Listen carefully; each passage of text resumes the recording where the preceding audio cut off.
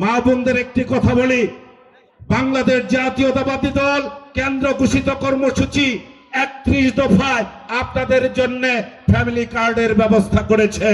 যে ফ্যামিলি কার্ডে প্রতি মাসে আপনারা ৩৩২০ করে টাকা পাবেন। মাস শেষে আমাদের দেশ কৃষি প্রধান দেশ, যেই দেশের ম্যাক্সিমাম লোক কৃষি কাজ করে, সেই কৃষকদের জন্য কৃষি কার্ডের ব্যবস্থা করেছেন।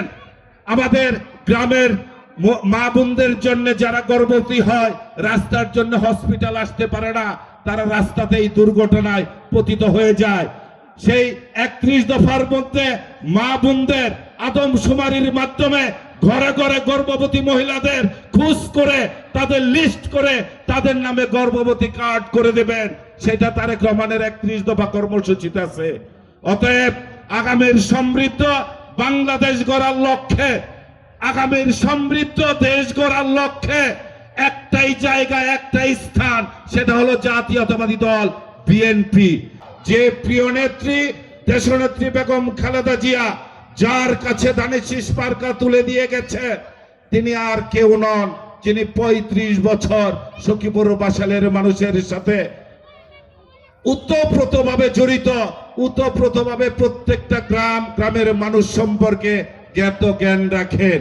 আর যিনারা নতুন করে এমপি হওয়ার খাইশ নিয়ে এসেছেন, গত করোনার সময় 5 টাকা দামের একটা মাস্ক যারা দেয় নাই, যাদের বাপের বিটা বাগুটিয়াতে এই শীতের মধ্যেও শীত আসে না, শুধু শীত আসে সখীপুর বাসালে একটা 150 টাকা দামের কম্বল, যেইটা ফুটপাতে 100 টাকা করে বিক্রি করে, সেই কম্বল দিয়ে সখীপুরের মানুষের ধোঁকা দিয়ে উন্নয়ন থেকে বঞ্চিত হতে চায়, উন্নয়ন থেকে বঞ্চিত বা বাধাগ্রস্ত করতে চায়।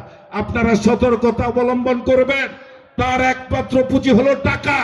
কিন্তু বাংলাদেশ জাতীয়তাবাদী দলের 10টা ইউনিয়নে, পৌরসভার 9টা ওয়ার্ডে 8টা অঙ্গ সংগঠনের প্রত্যেকটা নেতাকর্মী সজাগ এবং সচেষ্ট আছে।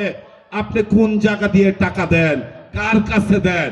কারণ জাতীয়তাবাদী দলের প্রত্যেকটা নেতাকর্মী নিজের খায়া ধানের শীষের পক্ষে নির্বাচন করছে।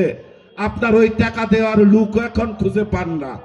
অতএব আপনারা যারা আছেন, আজকের এই দোয়া মাহফিলে প্রমাণ করে দিয়েছেন, যেহেতু ভাই এইখানকার বাসিন্দা, এইখানে তার বাসা, আপনারা সকলে মিলে ঐক্যবদ্ধভাবে আগামীর নির্বাচন ধানের শীষের পক্ষের নির্বাচন। নিরাশ হতাশ হওয়ার কিছু নাই। সারা সখীপুরের প্রত্যেকটা জায়গায় এই 7 নং ওয়ার্ডের মতো গণজোয়ার সৃষ্টি হয়েছে ধানের শীষের পক্ষে, আজম ভাইয়ের পক্ষে।